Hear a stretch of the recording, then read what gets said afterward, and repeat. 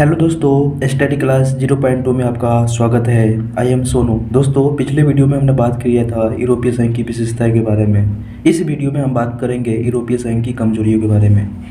तो पहला पॉइंट आपका दे रखा है कि इसके सदस्य देशों ने अपनी विदेश व रक्षा नीति को कई बार एक दूसरे के खिलाफ भी होती थी, जैसे इराक पर हमले के मामले में। दूसरा पॉइंट आपका दे रखा है कि यूरोप के कुछ हिस्सों में यूरो मुद्रा को लागू करने को लेकर के नाराजगी है। और तीसरा पॉइंट आपका दे रखा है कि डेनमार्क और स्वीडन और मास्ट्रिक्ट संधि और साझी यूरोपीय मुद्रा यूरो को मानने का विरोध किया गया है। और चौथा पॉइंट आपका दे रखा है कि यूरोपीय संघ कई सदस्य देश जैसे अमेरिकी गठबंधन में थे। और पांचवा पॉइंट आपका दे रखा है कि ब्रिटेन यूरोपीय संघ ने जून 2016 में एक जनमत संग्रह के द्वारा अलग हो गया। तो ये 5 पॉइंट इसकी कमजोरियां दे रखा है। ठीक है दोस्तों, पहला, दूसरा, तीसरा, चौथा और 5वां पॉइंट है। उसके बाद हम बात करेंगे दक्षिण पूर्व एशियाई राष्ट्रों का संगठन, जिसको हम आसियान बोलते हैं। दक्षिण पूर्व एशियाई राष्ट्रों का संगठन अगस्त 1967 में इस क्षेत्र में 5 देश Indonesia, Malaysia, Philippines, Singapore, Thailand, Bangkok घोषणा पत्र पर हस्ताक्षर करके आसियान की स्थापना की। तब 5 देशों ने मिल करके, जैसे आपका Indonesia, Malaysia, Philippines, Singapore, Thailand, Bangkok घोषणा पत्र पर क्या किए, हस्ताक्षर किए और आसियान की क्या हुआ आपका दोस्तों, स्थापना हुआ। उसके बाद आपका दे रखा, दूसरा पॉइंट में आपका दे रखा है बाद में Brunei, Darussalam, Vietnam, Laos, Myanmar और कंबोडिया को शक्ति को शामिल किया गया और इनकी संख्या 10 हो गई। 5 से अब क्या हो गया, 10। दारुसलाम को, ब्रुनई को, वियतनाम को, लाओस को, म्यांमार को और कंबोडिया को इसमें शामिल किया गया। तो अब इसकी संख्या कितना हो गया दोस्तों, अब 10 हो गया है। उसके बाद हम देखेंगे कि आसियान के मुख्य उद्देश्य क्या है। आसियान के मुख्य उद्देश्य, पहला उद्देश्य है कि सदस्य देशों के आर्थिक विकास को तेज करना। दूसरा दे रखा है इसके द्वारा सामाजिक और सांस्कृतिक विकास हासिल करना।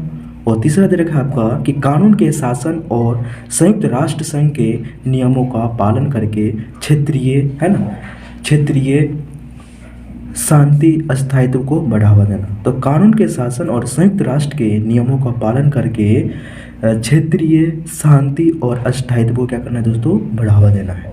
उसके बाद आपका दे रखा है कि आसियान शैली क्या है। आसियान शैली के बारे में हम बात करेंगे। आसियान शैली अनौपचारिक, टकराव रहित, सहयोगात्मक, मेल मिलाप, नया उदाहरण पेश करके आसियान ने काफ़ी क्या किया, यश कमाया है। और इसे ही आसियान शैली कहते हैं दोस्तों, है ना। इसे ही आसियान शैली के नाम से जाना जाता है। तो अनौपचारिक, टकराव रहित, सहयोगात्मक, मेल मिलाप का एक नया उदाहरण है और पेश करके आसियान ने काफ़ी यश कमाया है। इसे ही आसियान शैली के नाम से जाना जाता है। आसियान के प्रमुख स्तंभ। आसियान के प्रमुख स्तंभ में क्या है, पहला पॉइंट आपका दे रखा है कि आसियान सुरक्षा समुदाय है पहला। दूसरा देखा है कि आसियान आर्थिक समुदाय है। और तीसरा दे रखा आपका सामाजिक सांस्कृतिक समुदाय है।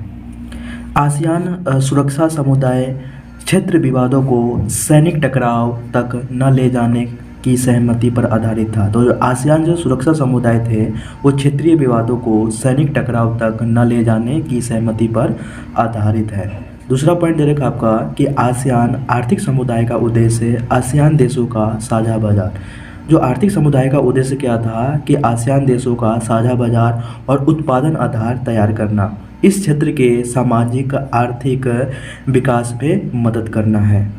और इसका अगला पॉइंट दे रखा आपका कि आसियान सामाजिक सांस्कृतिक समुदाय का उद्देश्य है कि आसियान देशों के बीच टकराव की जगह बातचीत और सहयोग को बढ़ावा दिया जाए।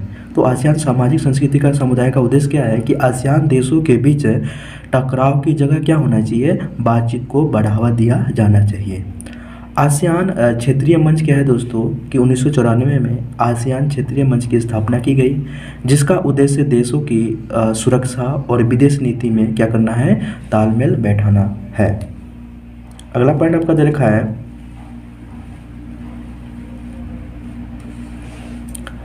आसियान की उपयोगिता और प्रासंगिकता। प्रासंगिकता माने क्या होता है, उपयोगिता को कहते हैं। पहला पॉइंट दे रखा है कि आसियान की मौजूदा आर्थिक शक्ति खासतौर से भारत, चीन जैसे तेजी से विकसित होने वाली एशियाई देशों के साथ व्यापार और निवेश के मामले में प्रदर्शित होती है। तो क्या दे रखा है कि आसियान की जो मौजूदा आर्थिक शक्ति है भारत और चीन जैसे तेजी से विकसित होने वाली एशियाई देशों के साथ व्यापार और निवेश के मामले में प्रदर्शित होती है। उसके बाद आपका अगला पॉइंट दे रखा है आपका कि आसियान से निवेश करना, श्रम सेवाओं के मामले में मुक्त व्यापार क्षेत्र बनाने पर भी ध्यान दिया गया है। तीसरा पॉइंट दे रखा है कि अमेरिका तथा चीन से मुक्त व्यापार क्षेत्र बनाने में रुचि दिखाई गई है ना। अमेरिका तथा चीन से मुक्त व्यापार क्षेत्र में बनाने में क्या कर रहा है, दिया गया है, रुचि दिखाया गया है। और उसके बाद अगला पॉइंट है आपका, चौथा पॉइंट है 1991 में, है ना, 1991 में भारत ने पूरब की ओर देखो नीति चलाई। 1991 में भारत ने पूरब की नीति की ओर देखो की नीति अपनाई। और पांचवा पॉइंट दे रखा है आपका कि भारत ने आसियान के 2 सदस्य देशों सिंगापुर, थाईलैंड के साथ मुक्त व्यापार समझौता किया। तो भारत ने आसियान के 2 सदस्य देशों सिंगापुर, थाईलैंड के साथ क्या किया, मुक्त व्यापार समझौता किया। उसके बाद आपका अगला पॉइंट दे रखा है आपका, छठा पॉइंट है भारत आसियान के साथ मुक्त व्यापार संधि करने का प्रयास कर रहा है। तो भारत है आसियान के साथ क्या कर रहा है, मुक्त व्यापार संधि करने का प्रयास कर रहा है। उसके बाद आपका अगला पॉइंट दे रखा है, सातवां पॉइंट, आसियान की असली ताकत अपने सदस्य देशों, सहभागी सदस्यों और बाकी गैर क्षेत्रीय संगठनों के बीच निरंतर संवाद और परामर्श करने की नीति में है।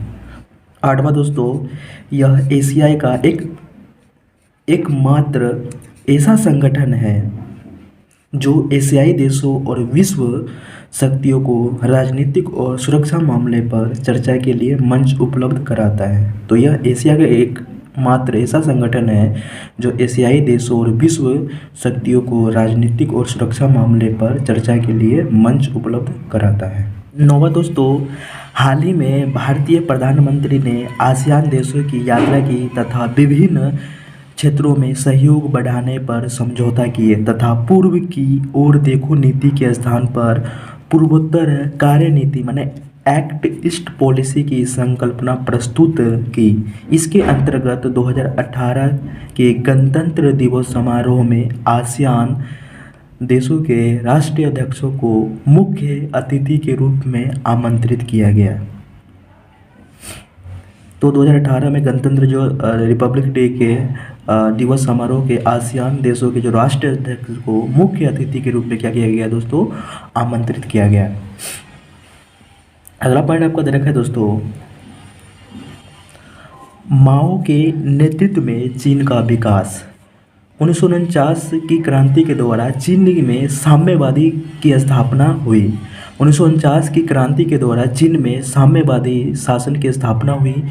शुरू में यहाँ साम्यवादी अर्थव्यवस्था को अपनाया गया, लेकिन इसके कारण चीन को निम्नलिखित समस्याओं का सामना करना पड़ा। पहला पॉइंट में क्या दे रखा है, चीन ने समाजवादी मॉडल खड़ा करने के लिए विशाल औद्योगिक अर्थव्यवस्था का लक्ष्य रखा।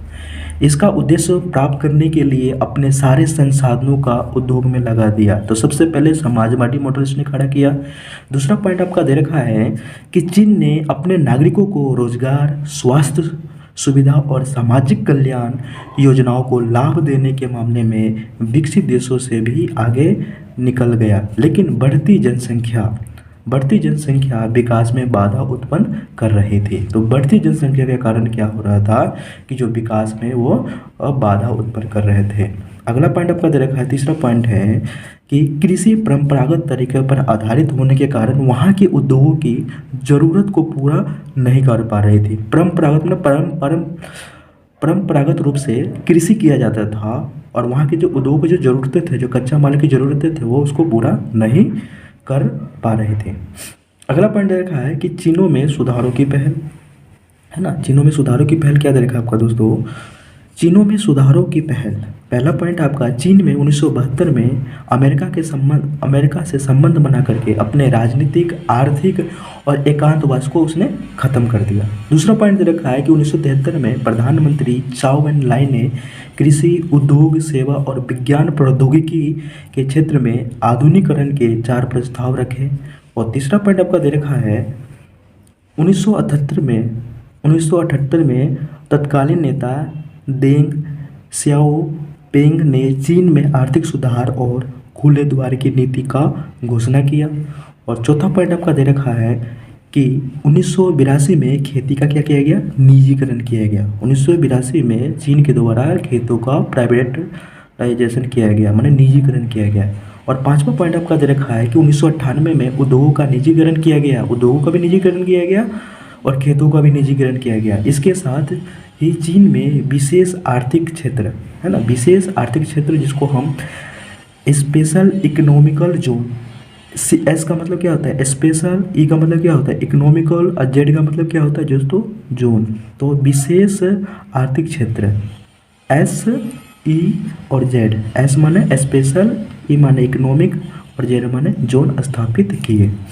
अगला पॉइंट आपका दे रखा है दोस्तों, छठा है, चीन 2000 में विश्व व्यापार संगठन माने WTO, विश्व वर्ल्ड ट्रेड ऑर्गेनाइजेशन में शामिल हो गए और इस तरह दूसरे देशों के लिए अपनी अर्थव्यवस्था खोलने की दिशा में चीन ने एक कदम और बढ़ाया। तो देशों के लिए अपनी अर्थव्यवस्था खोलने की दिशा में चीन ने एक कदम और बढ़ाया है। चीनी सुधारों का नकारात्मक पहलू। पहला पॉइंट, वहाँ आर्थिक विकास का लाभ समाज के सभी सदस्यों को प्राप्त नहीं हुआ। दूसरा पॉइंट दे रखा है कि पूंजीवाद तरीकों को अपनाए जाने से क्या होगी, बेरोजगारी बढ़ गई। तीसरा पॉइंट दे रखा है, वहाँ महिलाओं के रोजगार और काम करने के हालात संतोषजनक नहीं है। चौथा पॉइंट दे रखा है, गांव व शहर और तटीय और मुख्य भूमि पर रहने वाले लोगों के बीच आय में भी अंतर बढ़ा है। और छठा पॉइंट दे रखा है, विकास की गतिविधियों ने पर्यावरण को काफ़ी हानि पहुंचाई।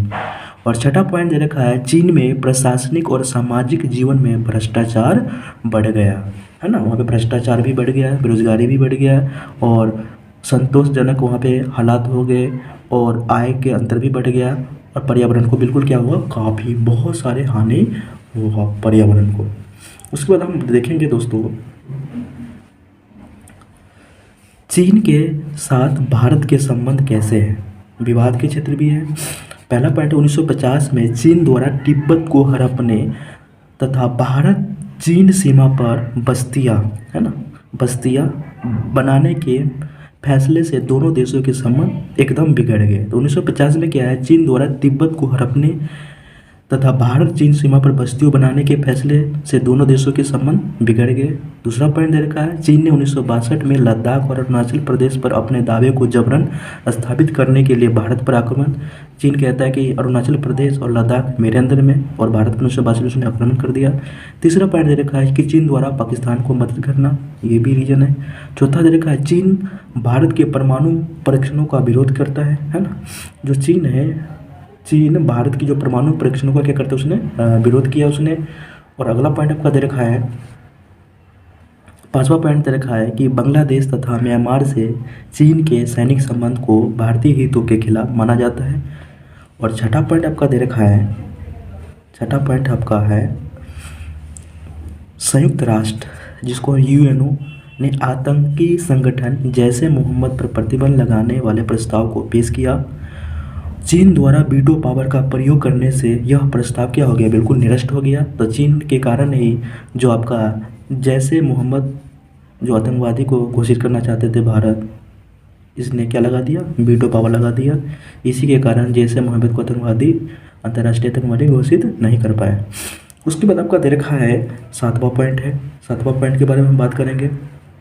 सातवां पॉइंट के बारे में दोस्तों हम बात करेंगे, भारत ने अजहर मसूद के आतंकवादी घोषित करने के लिए संयुक्त राष्ट्र संघ में प्रस्ताव पेश किया, जिस पर चीन ने वीटो पावर का प्रयोग कर दिया।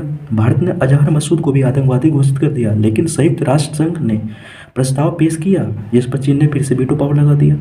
और आठवां पॉइंट दे रखा है, चीन की महत्वाकांक्षी योजना वन बेल्ट वन रोड जो POK से होती हुई गुजरेगी उसे भारत को घेरने की रणनीति के तौर पर लिया जा रहा है। जो चीन की जो महत्वाकांक्षी जो योजना है, वन बेल्ट वन रोड, जो पीओके से होती हुई गुजरेगी और उसे भारत को घेरने की रणनीति के तौर पर लिया जा रहा है दोस्तों। उसके बाद आपका अगला पॉइंट दे रखा है, अगला पॉइंट है हमारा 9वां पॉइंट, वर्ष 2017 में भूटान के भूभाग परंतु भारत के लिए सामरिक रूप से अत्यंत महत्वपूर्ण डोकलाम पर आधिपत्य के दावे को लेकर के दोनों देशों के बीच क्या हो रहा है, मतभेद हो रहा है। 2017 में जो भूटान के जो भूभाग है परंतु भारत के लिए सामरिक रूप से अत्यंत महत्वपूर्ण है, डोकलाम आधिपत्य के दावों को लेकर के दोनों देशों में क्या हो रहा है दोस्तों, मतभेद हो रहा है। मध्य लंबा विवाद चला जिससे दोनों देशों के मध्य संबंध क्या हो गए, तनावपूर्ण हो गए, परंतु इस विवाद के समाधान के लिए भारत के धैर्यपूर्ण प्रयासों और भारत के रुख को वैश्विक स्तर पर सराहा गया। सहयोग का दौर क्या है, भारत के साथ क्या क्या सहयोग हुआ उसके बारे में हम बात करेंगे। पहला पॉइंट है 1970 के दशक में चीनी नेतृत्व बदलने से अब वैचारिक मुद्दों की जगह व्यवहारिक मुद्दे प्रमुख हो रहे हैं। दूसरा पॉइंट देखा है 1998 में प्रधानमंत्री राजीव गांधी ने चीन की यात्रा की, जिसके बाद सीमा विवाद पर यथास्थिति बनाए रखने की पहल की गई। तीसरा पॉइंट दे रखा है कि दोनों देशों ने सांस्कृतिक आदान प्रदान, विज्ञान तकनीकी के क्षेत्र में परस्पर सहयोग और व्यापार के लिए सीमा पर 4 पोस्ट खोलने हेतु समझौते किए गए। और चौथा पॉइंट आपका दे रखा है 1999 से द्विपक्षीय व्यापार 30% सालाना की दर से बढ़ रहा है। पांचवा पॉइंट आपका दे रखा है कि विदेशों में ऊर्जा सौदा हासिल करने के मामले में भी दोनों देश सहयोग के द्वारा हल निकालने पर राजी हुए। और पांचवा पॉइंट आपका दे रखा, छठा पॉइंट दे रखा आपका कि वैश्विक धरातल पर भारत और चीन विश्व व्यापार संगठन जैसे अन्य अंतर्राष्ट्रीय आर्थिक संगठनों के संबंध में एक जैसी नीतियां अपनाएंगे हैं।